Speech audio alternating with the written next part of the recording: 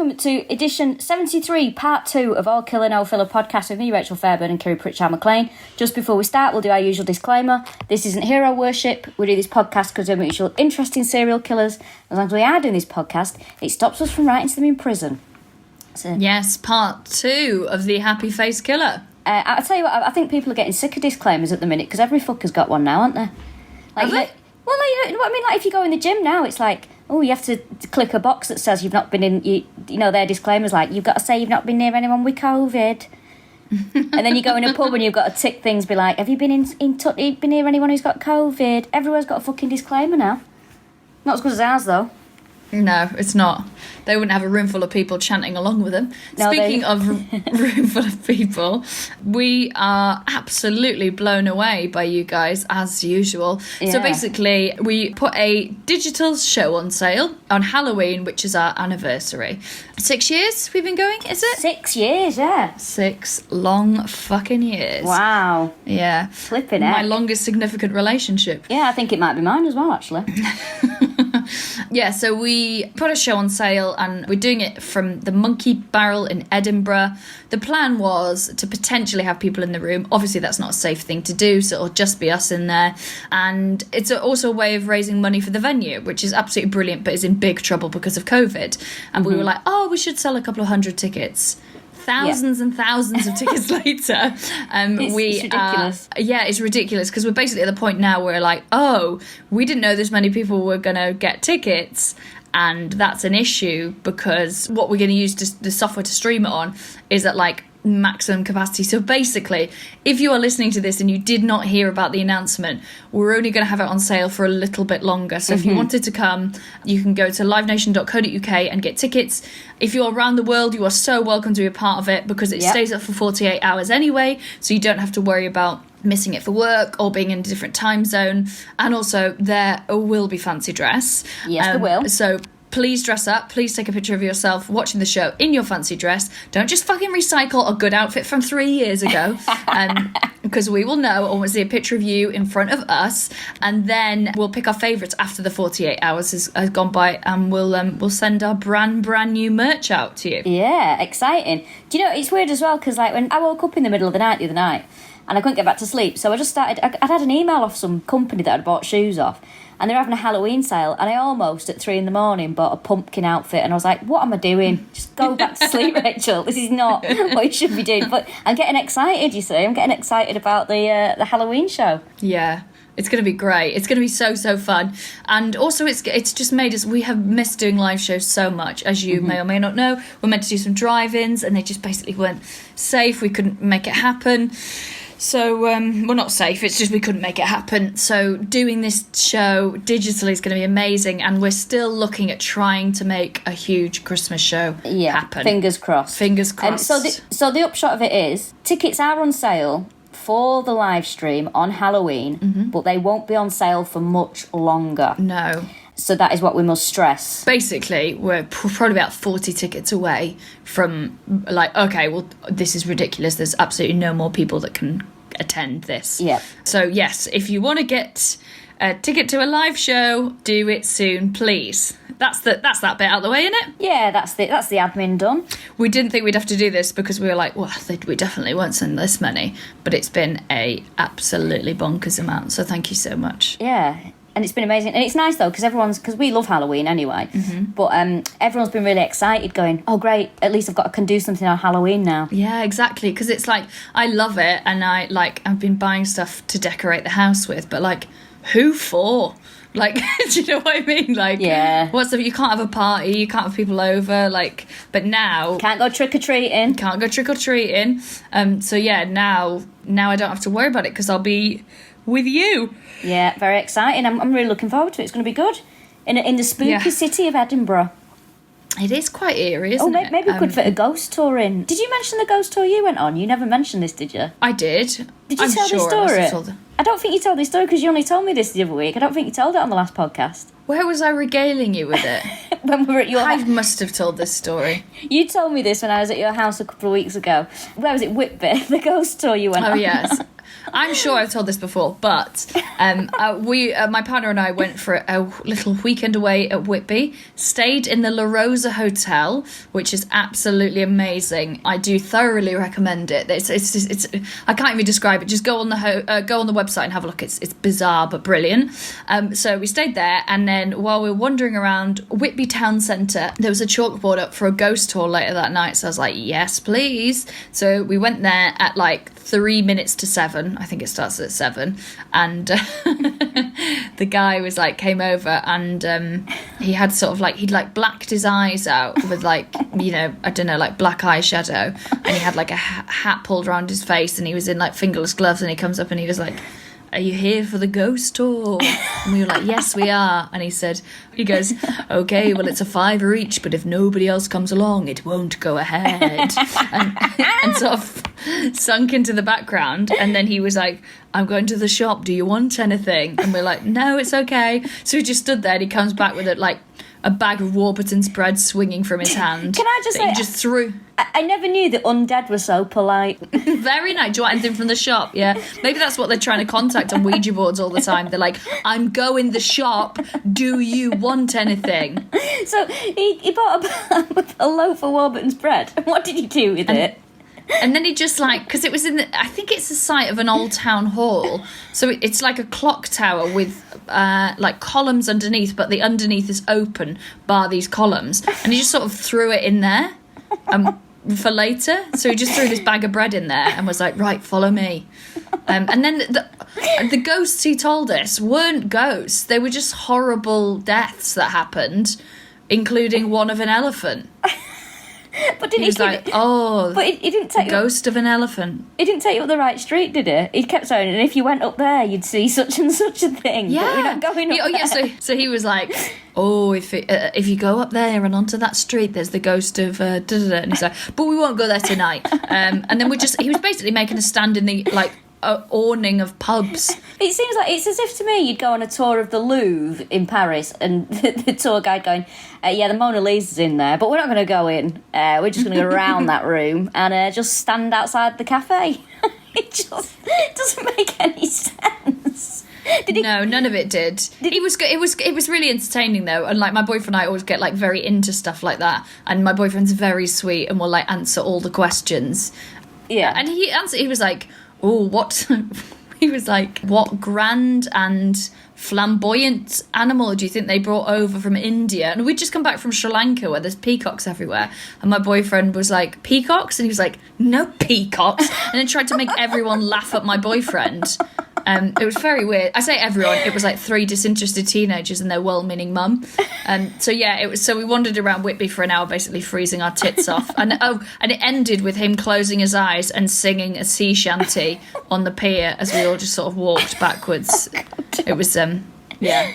Oh, what else did he do? There's something else he did. He was like, we're going to go down this little like corridor, you know, like a cut between. What are they called? Like a close. You know, like the ones that they have on the Royal Mile going down to the other streets. Like, is it called a close? Yeah, like Mary King's Close type thing, yeah. Yeah. So it's like almost like a corridor. So there's one of those, and he was like, you'll have to come down here to meet the next ghost. And he was like, nobody comes down here because it's haunted by the ghost of a girl with basically greasy hair is the story. And then and he was like, nobody comes down here. And then someone's like, excuse me, I'm moving in, can you stand out the way of the door? And he's like, yeah, sorry love, and just like sort of step to the side. So there's like a move-in happening behind him as he's trying to tell us this story about this girl who sort of catches fire. And then he's like, and that's why nobody local. And then someone's coming up the path and he's like, all right love, how you doing, how's your mum, is she better? Yeah, good, nice to see you. Nobody comes down here. So yeah, but he was, I'd recommend. Also, he was like, there's more information on my website, but you don't get the whole tour from just going on the website, so it is better if you actually go on the tour. He realised that he'd done himself out of a job by reminding everyone that there's a website with this information on. Did I mentioned virtual ghost tour that I did at the start of lockdown, didn't I? No. Oh, fucking hell, right. So I found this, Tim's mum, really nice. She was like, oh, you might like this, Rachel. It's a virtual ghost tour of London. I was like, brilliant, this sounds right up my street. I logged on to it. He paid a £5, logged on. But there's all these other fucking cunts on it, right? I just thought it'd be me watching a man do a talk about old London. But then everyone was like, and I was like, oh, turn my camera off. I don't want to get involved with this. It wasn't very good, but for a £5 you think, oh, whatever, fine. And an argument broke out about Guy Fawkes. God. So they're talking about the House of Parliament, and then in the chat, I can't remember what they're called something like Adam and Linda or something. And somebody made a joke about the gunpowder plot, and somebody said, in the chat thing that was very active, oh, wish someone had tried that now. And Adam and Linda, I think that was the name, said, you think that's funny, do you? Talking about the mass murder of people. I was like, oh my God, what's going on? And then it started to break out into an argument, and I'll be honest with you, I just left. I was like, I can't handle this. It's not for me. Fucking hell. I just couldn't believe it.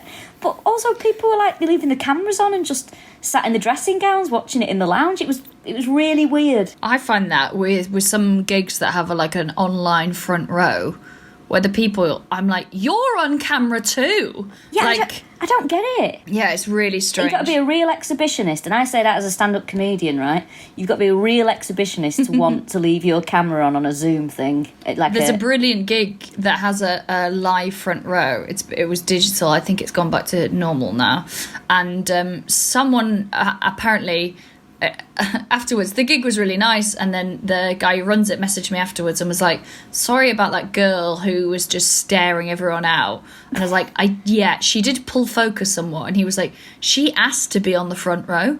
So I think maybe she's like, oh, fuck comedy, but I'm really going to get inside the head of 6 comedians tonight.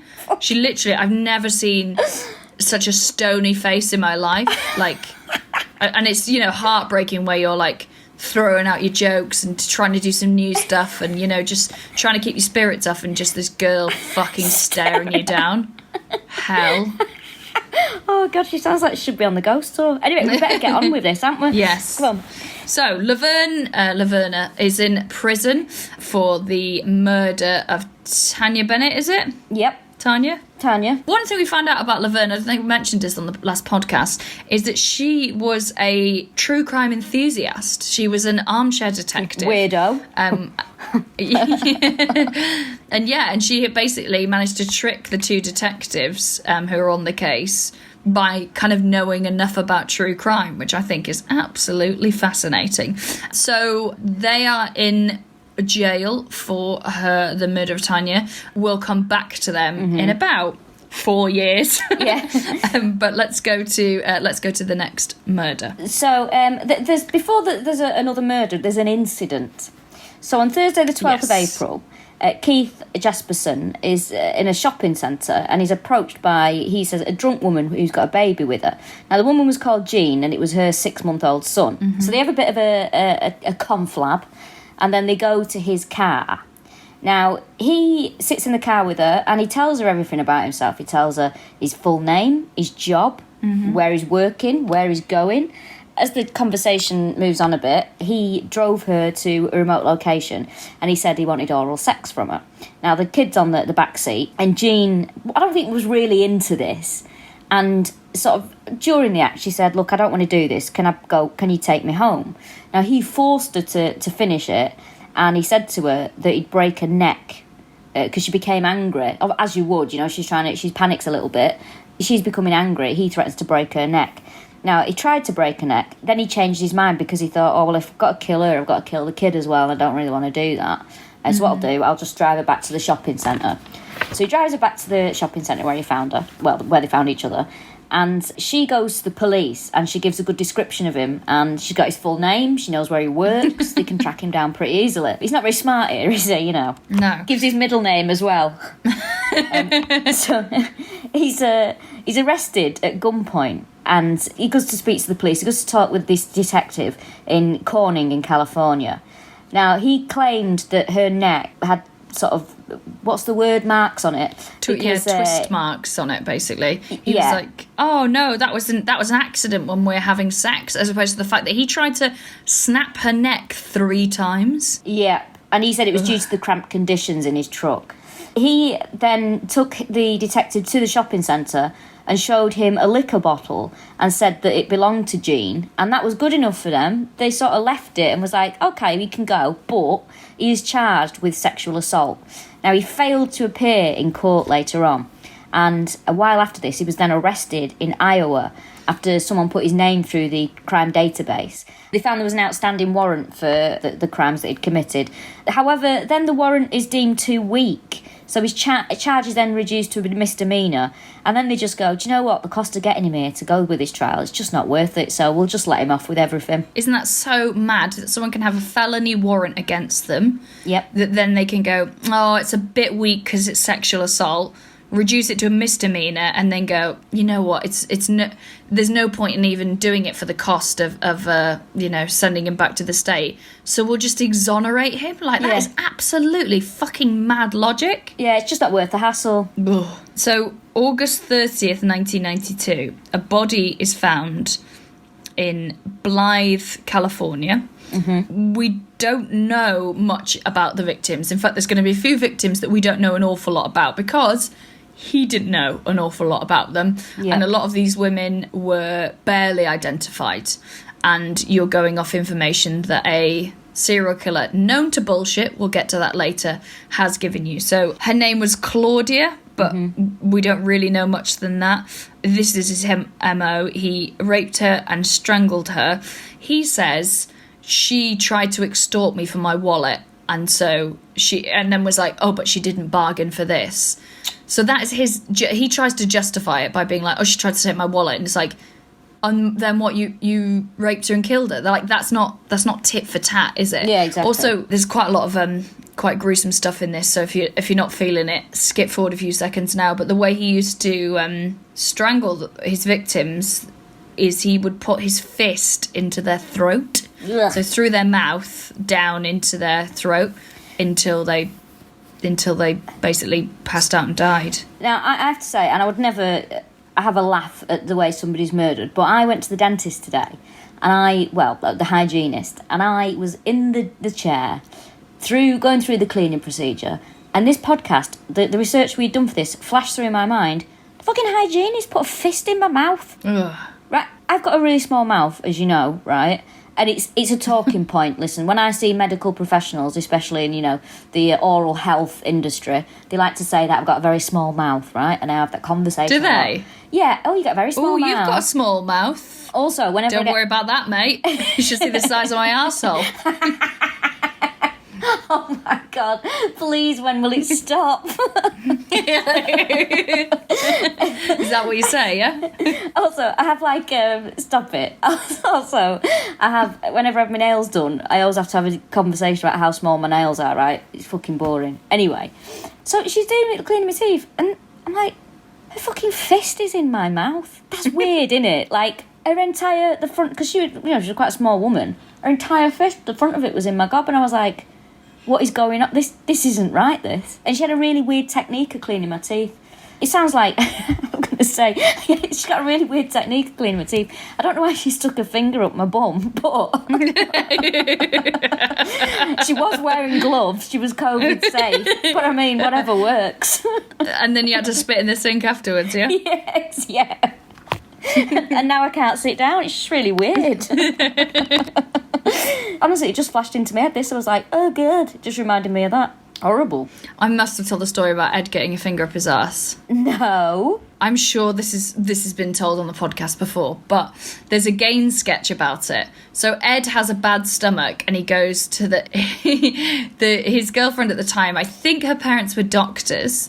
So he says, I've got a really bad stomach, like my tummy really, really hurts. And he's had like appendicitis and stuff before. Mm-hmm. So she was like, go to the doctors. And then he went in, and the doctor's like, okay, just pop your trousers down. And he's like, what? And he's like, pop your trousers down. And then the guy puts a finger up his arse. Bearing in mind he goes in there for like a tummy ache. And he's like totally distraught. We saw him just after it happened. And I was like, what did you say? And he said, I just kept saying very quietly to myself, I can't believe this is happening. Oh my God. And then he said he put the middle finger up his bum as well, which is like the biggest one, and then was like rifling around. And then do you know what? This is at a walk-in centre as well. This isn't even his normal doctor. Well, it wasn't a walk-out centre. I doubt he could have moved after that. And then he takes it out, and then he goes, so he's like really silent. The doctor's not saying anything. And he's like, what is it? And the doctor goes, oh God, I've got no idea. So he was like, okay. And then he came out of the surgery and he's like, obviously like sheet white because he just thinks he's been sexually assaulted in a walk-in centre. And he was like, so he goes up to his girlfriend and he's like, I just went in there and the doctor, and she was like, put your finger up your bum. And he's like, yes. And he's like, how do you know? And she's like, yeah, my parents said they do that. What? So never tell a doctor you've got a stomachache, basically, unless you're like, oh, I wonder if this will get me over the edge. And I bet they can tell if you're one of those anyway. So that is a legit thing to do?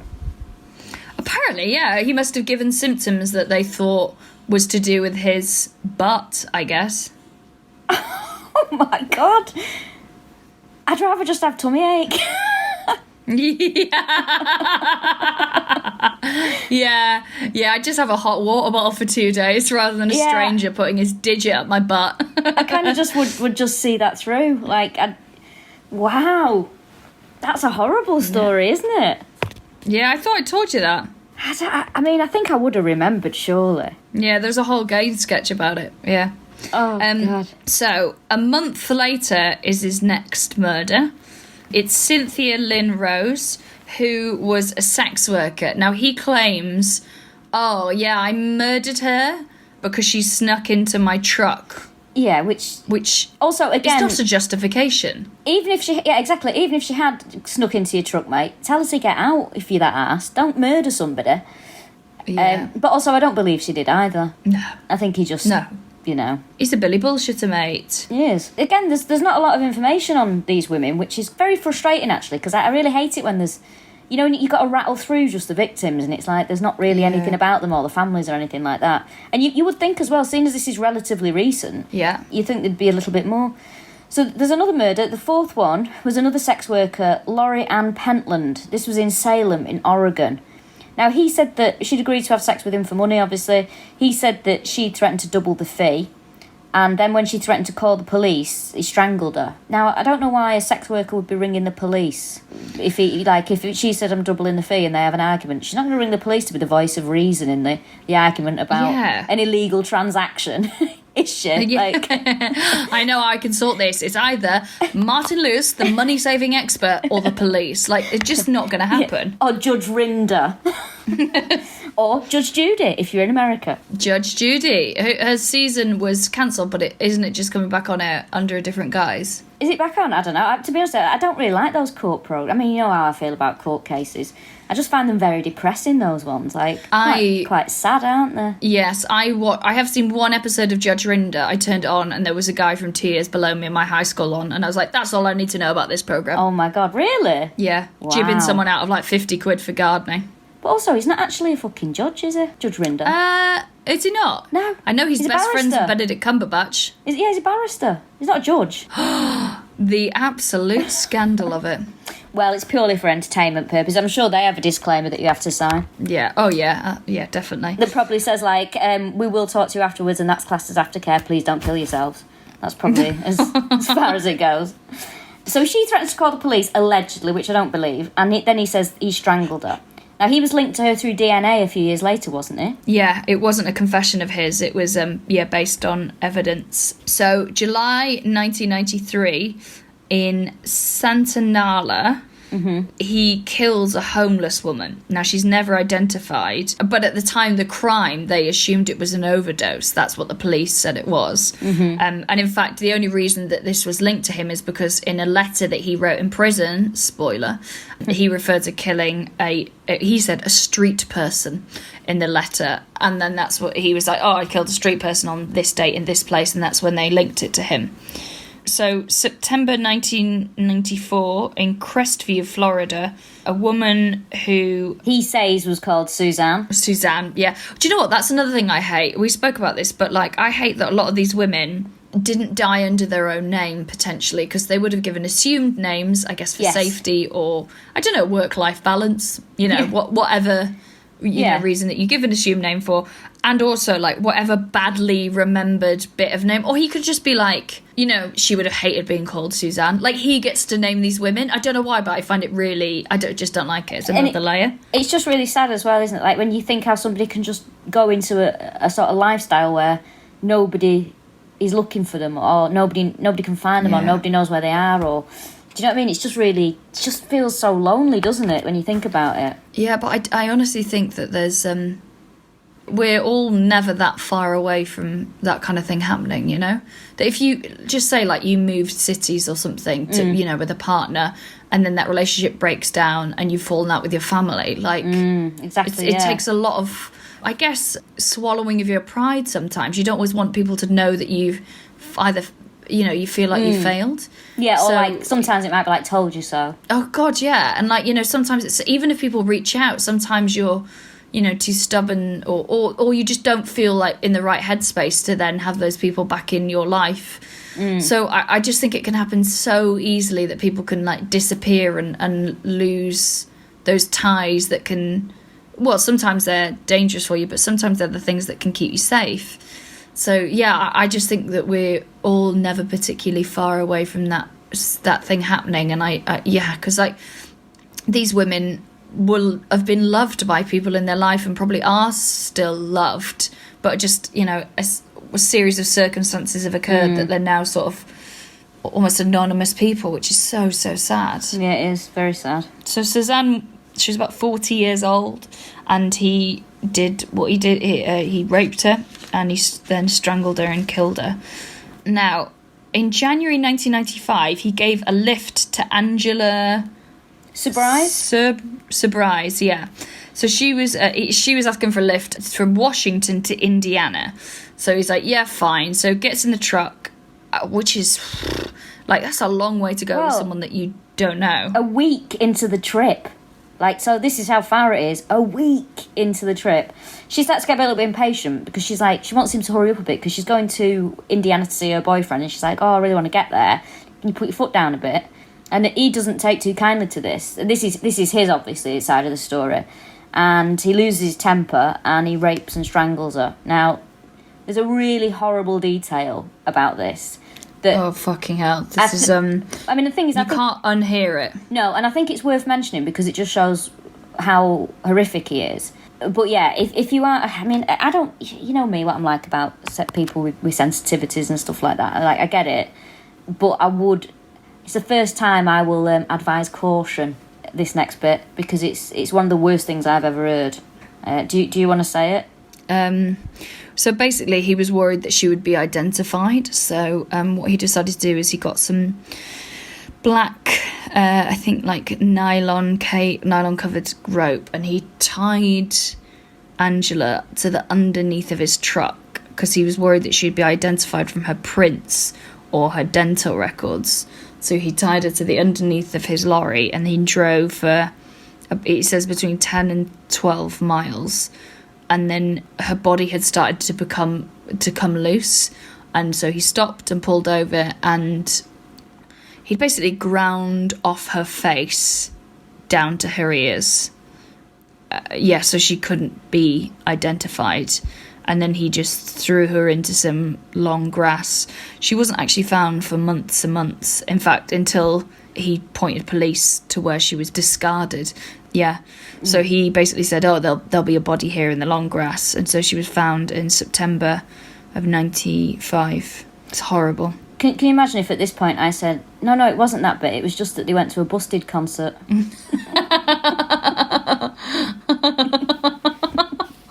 Fucking no, hell. not that. Yeah, so I mean, to be honest with you, it's one of the worst things I've ever heard. And like, we don't really like mentioning grisly bits of information, but I think that is worth mentioning because it's just horrific. It just really shows him for the horrific person that he is. Yeah, and also feels like premeditated. Like there's some real logic going into that. Of going, oh, okay, well, if they can identify her from fingerprints and dental records, I'll get rid of those. And like, not even just the way of like, you know... But also he's driving across a vast country, of which a lot of it is going to be remote, and he's done it before, and he could have just disposed of the body. He didn't need to do that. He could have got rid of it anywhere on the journey he was going. There's just absolutely no need for that. There's no need for any of it, but that is just one of the worst. Just grim, isn't it? Yeah, it's really, really horrible. And you're right, he could have, like, there's other ways of doing it. He just wanted to do that, didn't he? He wanted to do it, that's what it was. I think so, yeah. So just 2 months after this, It's where he makes his his big mistake. Because he's got a long-term girlfriend called Julianne Winningham. And they have, this on March 16th, 1995, they have a bit of an argument because he suddenly decides that she's only after him for his money, right? Jesus. Old money bags over her. And he strangles her and he kills her. And then he refuses to speak to the police. But then he starts to realise that he's going to be charged with this because he is, there's only him that could have done it. And on March the 30th, he has 2 suicide attempts. Now, both of these attempts don't work. And I think, because he takes tablets, and you know why I think it is? Because he's so big.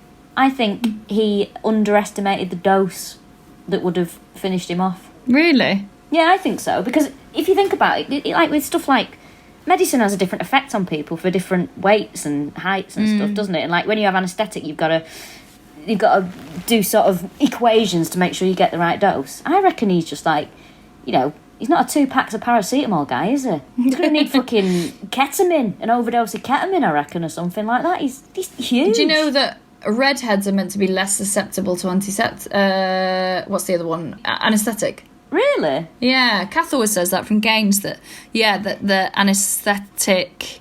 Is that the one that makes you go under? It is, isn't it? Yeah, anaesthetic.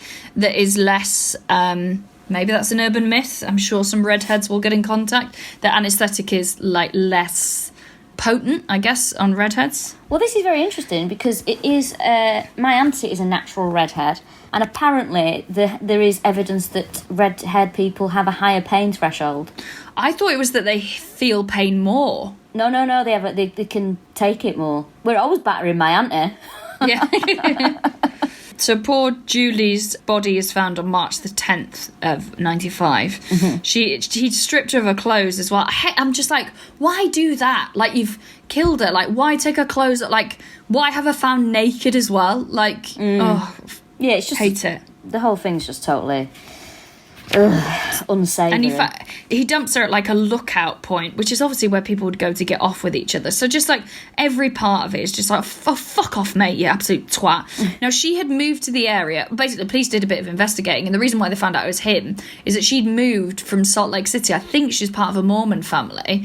And they were like, oh, yeah, she left here with this guy, Keith Jesperson. And they were like, okay, let's have a little look into him. And, obviously that was the last person that she was seen with. They met at a truck stop. Stop meeting people at truck stops. Mm-hmm. That story never ends well. No. Now, when they questioned him, he confessed to loads of stuff. But they didn't believe him. They were quite sceptical. For a start, he confessed to Tanya's murder, and they were like, yeah, but we've actually got people in prison for that, so you must be lying about it. And it wasn't until he led them to Tanya Bennett's purse that they still hadn't found, that he had thrown off and put somewhere, that they were like, oh, shit. And they were like, oh, okay, this is real. Part of the investigation later, when they realised they'd probably got a serial killer on their hand, is they traced his truck routes, and they basically got in contact with all the states and said, listen, if you've got any unsolved murders, it will be women of this age, that chances are they'll be sex workers, and they will have been strangled and they will have been raped. And every state was like, we got fucking loads of them, mate. Those are most of the murders that we've got. But they were able to narrow it down with these truck routes. Well, one of the mistakes he makes as well is a few days when he takes one of his overdoses, he posts a letter to his brother, which I assume he thought was going to get there when he was dead. But then his overdose doesn't work. I mean, I'm only laughing because he's horrible and it's quite funny. It doesn't work. And then his brother gets the letter and he's got a full confession from him from all the 8 murders that he says he committed. Yeah, he also sent the same one to his kids as well. He posted it on the night of the March 24th and assumed that he would be gone. So then he confessed to Tanya Bennett's murder. Now, the reason he confessed to Tanya Bennett's murder is because the death penalty in Oregon, where the crime took place, you can get the death penalty, but it hasn't been enacted since the 60s. So he's much more likely to get life in prison than he is to, get the death penalty. Whereas in Wyoming, where this, murder took place, he's very likely to get the death penalty. They use it regularly. So he's basically like, right, okay. He's basically sort of weighing up his options for it. I really don't understand his sudden dislike of the death penalty, because it's like he's tried to top himself twice. Yeah, I can't fathom it. But maybe that's a control thing, right? Maybe, it's fine if I do it, but no one else. Yeah. But they don't really care, because there's this full confession that he sent to his brother, and his brother, fucking fair play to him, just hands it over to the police and was like, "You'll be needing this, officers." And then very shortly afterwards, it was published in papers. And the reason it was published in papers is to try and get a bit of press coverage, which would then hopefully help more people come forward and go, well, my sister or my daughter or my partner went missing in this year and, was last seen at a truck stop. This is where they got the from the roots and from the sort of press call that they had some murders come through, and that's when they got their DNA test, and that's how they solved Cynthia Lee Rose's murder. Now, he wrote loads of letters because he was also trying to contextualise his crimes and basically try and excuse himself. So he was like, oh, well, actually, it was because I had he knew that a history of animal abuse in childhood is indicative of serial killer behaviour.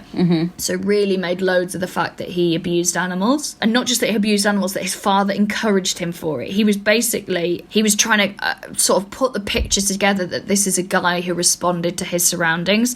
But then it depended on who he was writing to. He would sort of change tack. So sometimes he would say, you know what, I didn't do anything with these crimes, I'm completely innocent.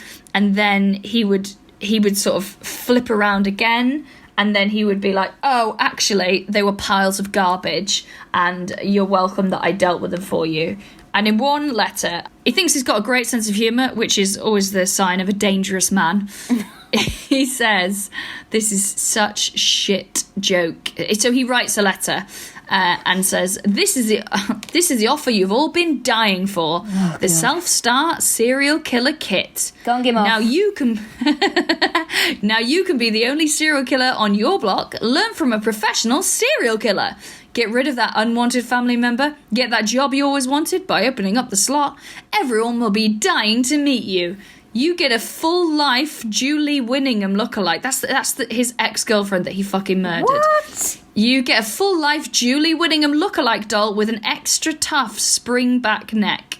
So you will soon have the strength to squeeze the shit out of anyone. He is fucking horrible. Wow, that is just nasty. Yeah, and what he says is, he's deliberately trying to wind up the prosecutors. To be honest, he sounds like he should be on Joe Rogan's podcast.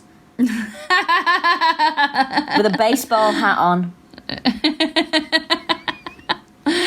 Oh God, yeah. So he's I just think he's absolutely hideous. And he was sort of saying that, this is all part of my master strategy, this writing letters. He was like, I do what I can to get results, and his getting results was to stay in the public eye long enough that there would basically be a kickback to him being given the death penalty. But it's like, if you want to fucking make friends and influence people, don't do shit sketches. Was he trying to make himself some sort of national treasure?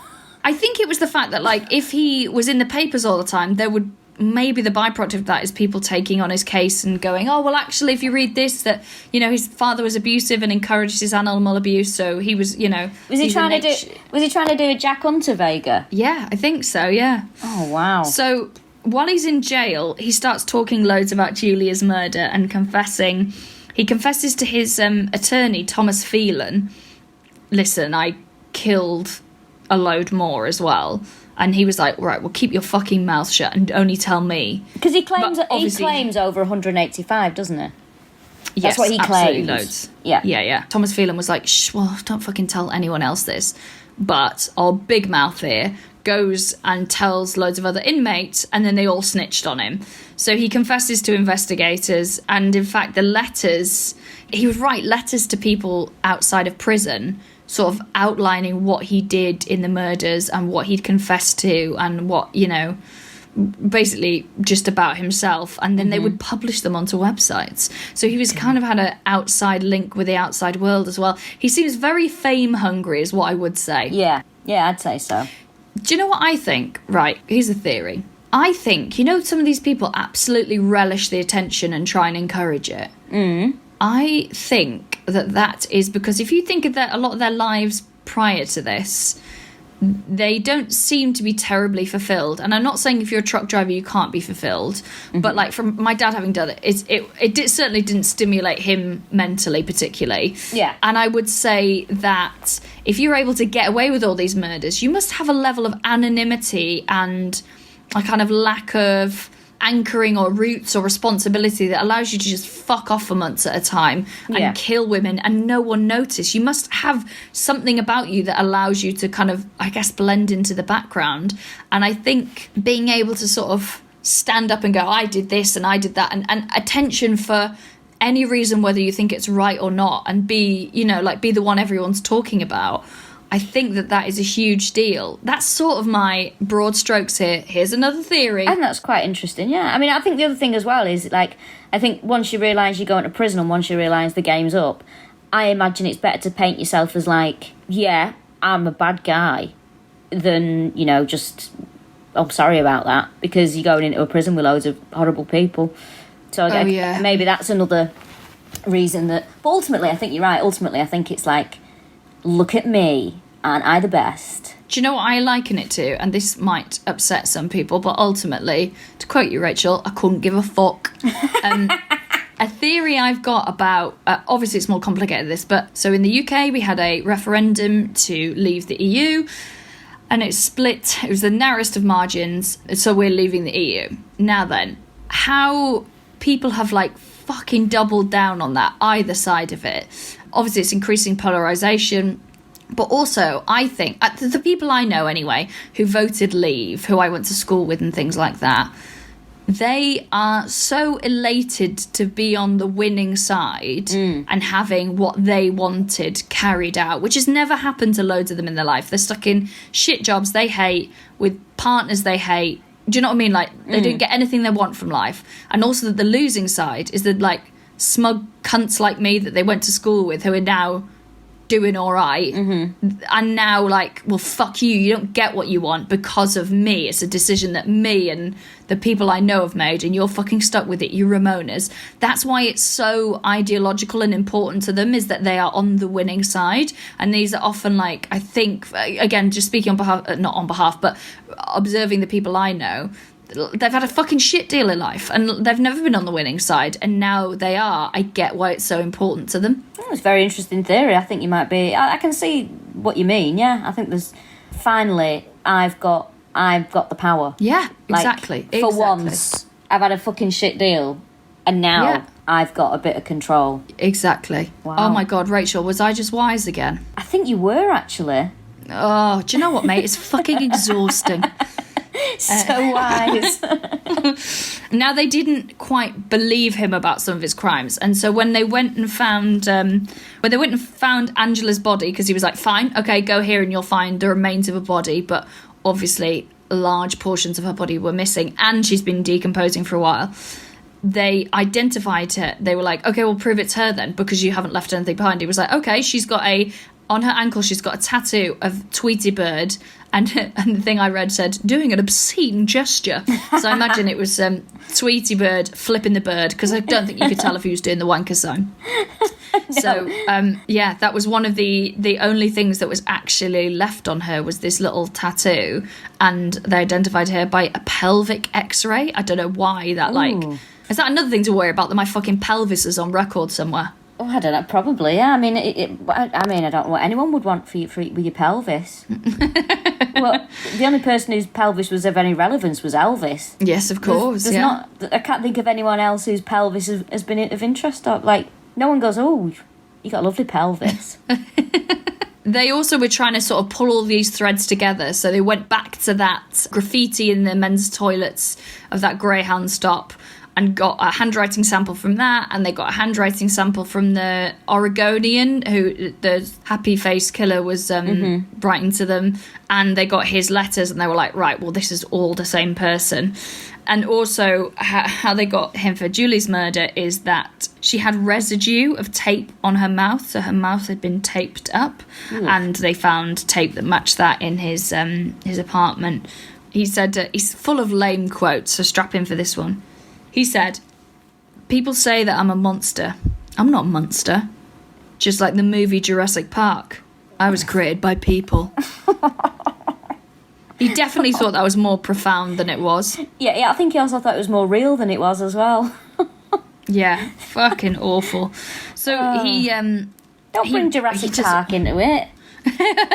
Don't ruin something else, mate. You've already ruined Tweety Bird for us. Yeah, leave Jurassic Park alone. He writes to the papers about Tanya's murder. You know, he's just like all over the place. In fact, he supplies the buttons as well that was taken from her jeans. So do you remember Laverna just gave a bit of denim that didn't match from her granddaughter's jeans? He actually had the buttons that had been taken off, and they had never released that anywhere in the press, that it was specifically the buttons that were taken. So he they were released from prison, weren't they? Yes, but ages, like a long time after this. To be honest with you, I mean, obviously her boyfriend hadn't done anything wrong, but she should have served a bit longer, I think, for fucking wasting police time. And surely that's it's wasting police time, and it's perverting the course of justice as well, isn't it? Like, yeah. I mean, I don't know what her boyfriend was like. He might have been a nutter, but in this case, he's not bloody done anything wrong. No. So, well, what happened with her is when Keith did this confession, they gave Laverna and Keith polygraph tests, and it proved, well, it doesn't prove because it's bullshit, but Laverne was telling the truth. She didn't murder them, and Keith did murder Tanya, and they didn't know each other was another thing that they established. So the judge, who's called Paul Lipscomb, he wouldn't release them. He was like, no.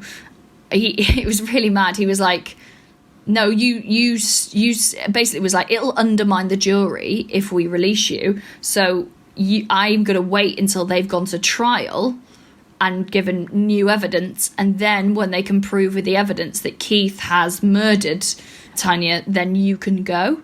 And so they were in there for 4 fucking years. Jesus. Yeah. They honestly, because also there's a little bit where the police thought he was lying. Because for a start, they've got people in prison. And they think with overwhelming evidence, like, you know, that is a case that went well. And we can now see it's like circumstantial. But when you've got someone absolutely batshit going, this happened and I saw it. And this, like, they literally played her testimony in court. That is one of the reasons that the jury found them guilty. And so, like, the police were like, we don't want to fucking let them go. They jumped the country and we find out that this guy's a bullshitter. Yeah. So I get why they kind of held on. And the press were going absolutely mad for this case, absolutely mad. So he claims to have killed at least 160 different women. And in fact, at one point, they brought in the Green River Task Force and were like, oh, there's some overlap here because it was in similar areas. And they were like, do you know anything about murders in this area at this time? Now, he said, oh, do you mean the sisters that we killed? So, like, the bat... Yeah, this is one of the weird... You tell the story because it's one of the fucking weirdest things I've ever heard. Yes, so this is also testament to how quickly he can lie and how elaborately. So he goes, oh, you mean the sisters? And they were like, holy shit, we've never told anyone that he killed sisters. So he said, oh, I remember one night I saw these twins by a bus stop. They caught my eye, and then I was driving down the road a little bit later, and I see the twin on her own, wiggling, walking down the road. So I get her in the truck. He rapes her and murders her by strangling her. And he says, then I take in the body and I'm digging a grave to dump her body. And as I'm digging it, someone is coming towards me. So I go and I hide.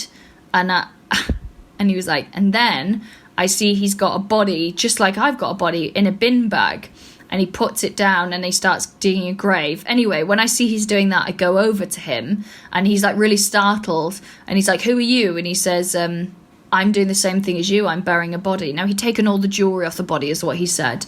And he goes, oh, really? And then he looks at the new guys, the woman that he's killed. And he goes, she looks like my one. And they was like, in fact, I think they were sisters.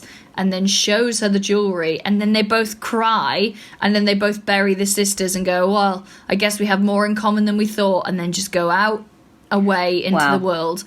What a fucking nutcase. I mean, to be honest with you, if you met somebody like that and you had that bonding experience, I think you'd kind of want to go for a drink together. I think at least just be like, see you later. Yeah. Also, it's the biggest load of bullshit, isn't it? Like, who are these alleged sisters? Well, it's just horseshit. But it shows how quickly he can lie and tell, like, he's literally like free flowing this story, which is, I guess, there's no satisfying end to it. But like, it's just mad that that's the way his brain works. It sounds like one of those moralistic stories that people tell. And the moral of the story is it turned out the two women were sisters. And it's like, well, I don't know what. It's supposed to teach you a lesson of something. Yeah. Yeah, I think it's something about recycling. I'm not sure. I think it might be, yeah. Oh, that was meant to sound insensitive. That was me just thinking about what's a good moral tale, and I'm worried about climate change. There we go. Yes, so don't worry. It didn't come across as that. Okay. October 1995, he pleads guilty to Julie's murder. So the judge is Robert L. Harris, and he sentenced him to life in December of that same year. Now, he waives extradition, I believe, and then gets transferred to Oregon. So on November the 2nd, 1995, he pleads no contest to Tanya's murder, and he gets 30 years. Mm-hmm. He gets 2 consecutive life sentences, and he's 30 years without any parole hearing. So that's the situation that we're in now. And apparently then Laverna was released, and Jesperson said that he cried when he heard that she had been released. I don't know fucking why, because she is... There would be more people alive if she wasn't. Yeah, the woman's a fucking nuisance. Well, she died a few years ago as well. She's not around anymore. That's as much now as... Then, there's another bit, 2 years later, Wyoming extradited him for Angela Sobrize's murder, and then he changed his story. He was like, oh, no, actually, I killed her in Nebraska, which is much more lenient when it comes to prosecutions. And he said, listen, I'll plead guilty if you don't pursue the death penalty. So on the June 3rd, 1998, he was given another 2 consecutive life...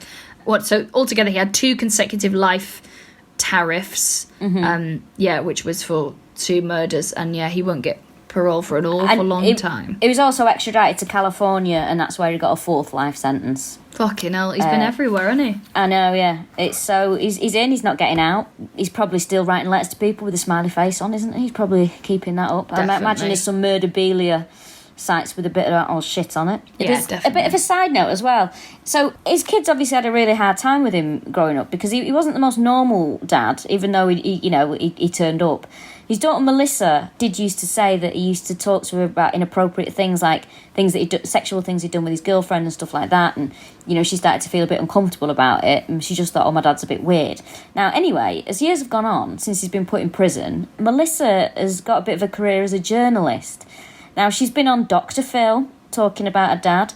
She's been on various TV shows. She was a correspondent on Crime Watch Daily. And she's also done a documentary, I think, and made contact with some of the victims' parents. I don't know how I feel about this. Like, it's totally fine. My dad's not a serial killer, as far as I know. My dad's not a serial killer, so I don't have to deal with it. You know what I mean? I don't have to think of a way to cope with that. But I don't know. It makes me feel a bit uneasy, and I don't know why. It just feels peculiar. I think I know what you're saying. I think it feels... I get that she's trying to process it, because he was weird with her, I don't know if you told this in the first podcast. Yeah, she saw some horrible things. He killed things, her kittens and, did horrible things. And now she's looking at her childhood being like, oh, is that stain I saw on the ceiling? That's a literal thing she talks about, seeing this like brownish, reddy stain on the ceiling, and then realising later that was blood from a murder. So, that's really difficult. But I would say contacting victims' families is like, who's that for? Do you know what I mean? Like, is that going to make them feel better? And I don't know that it would, but maybe it does, and it's a beautiful thing and it's closure.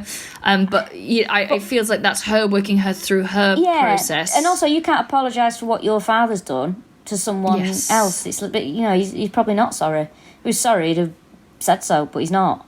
So if you're going to apologise for anything on behalf of your father, go on the Oprah Winfrey show, which he's been on, and apologise for the fact that he's rebranded himself Face in prison. What the fuck is that about? He's called himself It's literally Face, as in like from the A-Team. Oh, for fuck's sake, what? Yeah. Dear me, what is going on? It doesn't matter, does it? Everyone has serial killers have midlife crises. What is going on there? Face. Can you imagine having to rebrand yourself, being so fucking... I can't imagine anything worse. Just really embarrassing in prison, be like, yeah, I'm known as Face now, and you're like, all right, Keith. Yeah, all right, Keith. So that is the happy-faced killer, who It's got one of the genuinely most distressing, the poor woman.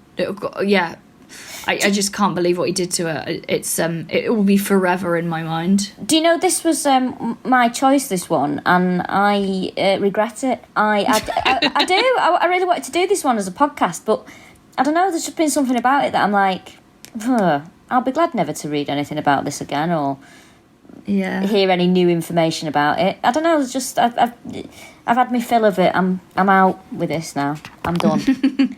Don't worry, we've finished the episode now, mate. Very well done. Thank you so much. Who do we do next? Let's have some suggestions, I reckon. By the way, just because some people were like, we're not going to release the Halloween show as a podcast, so don't sit around waiting for that. That won't happen. Yeah, that's not going to happen. What happens on the live stream stays on the live stream. Live means live. Well, 48 hours after. Yeah, live means nearly live for 48 hours. So if you've got any suggestions, do get in contact. We'll probably whack something on the Facebook page and ask you guys about it now. Yeah, thank you so much for listening. Thanks so much for everything, really. We got your Patreon thing today, which is still making a bloody massive difference, because I think our country's about to go into lockdown again. Oh, yeah, well, we'll see. But also, I have to say thank you so much for everyone that does donate to the Patreon. And a couple of people have mentioned recently, like, oh, why don't you do this for Patreon listeners? We don't really want to do that. We always think, like, we don't like doing things for keeping, you know what I mean? We like to keep everyone having the same thing. And the reason we don't have adverts, so you donating to Patreon keeps us advert free, basically. We're never going to release separate things for people that, I don't know, it always makes us feel weird, doesn't it? Yeah, because also, the way I see it is people who can afford to donate towards the Patreon and are happy to are doing that because they go, I've got a bit of, just like I donate to some podcasts and some things that I'm like, do you know what, I've got a bit of extra cash, I'm going to throw it that way to say that I appreciate what they're doing. And as soon as it comes to like, and they access special things, it's back to being like, who's on free school dinners because you're not actually allowed in this canteen? You know, like it falls into that stuff, and that's not anything we want to be a part of. Patreon is amazing, and we're really thankful for it. Yeah. But it's a thing that we're asking, well, not even asking for it. Like, if you can afford to do it, then amazing, thank you, and please know that you're appreciated. But if you can't, then there's absolutely no shame, and there's no way that this podcast will not be accessible to you still. Exactly. Yeah, that's what I was trying to say. Also, I've had a lovely message or two about people who are at tough times financially, and apparently other legends have been buying tickets to the live stream for them, which is such a beautiful thing. Oh, that's nice. We're very proud of you guys. I mean, that is nice, but you don't know how much interest they're putting on it. There she is, old fucking Ebenezer Scrooge. No, it's nice. It's nice, very nice. It's lovely. Right. Well, this is the All Killa No Filla podcast. We will speak to you soon. Yes, bye. Bye.